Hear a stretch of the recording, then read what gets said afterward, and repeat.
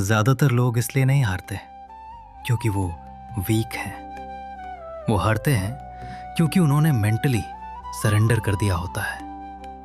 क्योंकि सच बोलें तो इंसान फेलियर से उतना नहीं टूटता जितना रिपीटेड डिसअपॉइंटमेंट से टूटता है। जब तुम कोशिश करते हो और कुछ नहीं बदलता, फिर दोबारा कोशिश करते हो, फिर भी कुछ नहीं बदलता, और धीरे धीरे तुम्हारा दिमाग एफर्ट पर नहीं रिजल्ट पर फोकस करने लगता है। इतनी मेहनत के बाद भी कुछ हुआ क्या? शायद ये मेरे लिए नहीं है, शायद मैं केपेबल नहीं हूं। और यहीं से हार शुरू होती है, आउटसाइड नहीं, अंदर। क्योंकि ड्रीम्स अचानक नहीं मरते, इंसान धीरे धीरे उनसे इमोशनली डिटैच होने लगता है।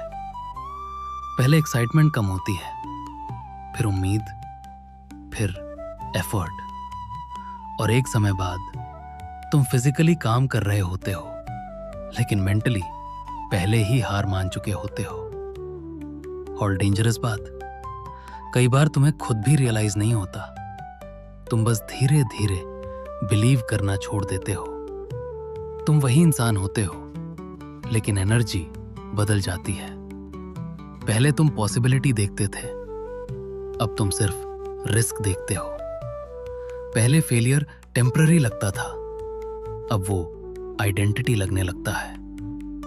और यहीं ज्यादातर लोग रुक जाते हैं, क्योंकि इंसान हार्डवर्क से नहीं थकता, वो उस फीलिंग से थकता है कि शायद ये सब बेकार जा रहा है। और जब दिमाग ये मान लेता है कि एफर्ट का कोई मतलब नहीं, तब मोटिवेशन नहीं बचती, होप नहीं बचती, बस सर्वाइवल बचता है। और यही मेंटल सरेंडर है।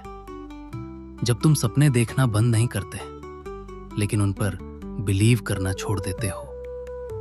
जब तुम कोशिश टेक्निकली करते हो लेकिन अंदर से एक्सपेक्टेशन खत्म हो चुकी होती है। और शायद यही सबसे डेंजरस जगह होती है, क्योंकि बाहर से कोई नोटिस भी नहीं करता। सबको लगता है तुम बस थोड़ा टायर्ड हो, लेकिन रियलिटी में तुम अंदर से होप लूज कर रहे होते हो। और इंसान जब होप लूज करता है तब वो धीरे धीरे खुद से भी दूर होने लगता है। तो सुनो, अगर तुम अभी भी कोशिश कर रहे हो, स्लोली ही सही, डरते हुए ही सही, कंफ्यूज्ड होकर ही सही, तो इसका मतलब स्टोरी खत्म नहीं हुई। क्योंकि हार का मतलब फेलियर नहीं होता, हार का मतलब होता है अपने फ्यूचर की पॉसिबिलिटी पर बिलीव करना छोड़ देना। और जब तक तुम पूरी तरह सरेंडर नहीं करते, तब तक चांस बचा हुआ है। रिजल्ट लेट हो सकता है, लाइफ अनफेयर हो सकती है, प्रोग्रेस इनविजिबल हो सकती है, लेकिन पॉसिबिलिटी वो तब तक जिंदा रहती है जब तक तुम पूरी तरह रुक नहीं जाते। इसलिए खुद को सिर्फ इसलिए मत छोड़ो क्योंकि अभी प्रूफ नहीं मिला, क्योंकि कई बार जिंदगी बदलने से पहले बहुत लंबे समय तक कुछ बदलता हुआ नहीं दिखता। और शायद यही रीजन है कि कुछ लोग आगे निकल जाते हैं, not because they are fearless, not because they are special, बल्कि इसलिए क्योंकि उन्होंने अपने दिमाग को पूरी तरह सरेंडर नहीं करने दिया। और आखिर में जब तक तुम कोशिश कर रहे हो, तब तक पॉसिबिलिटी जिंदा है।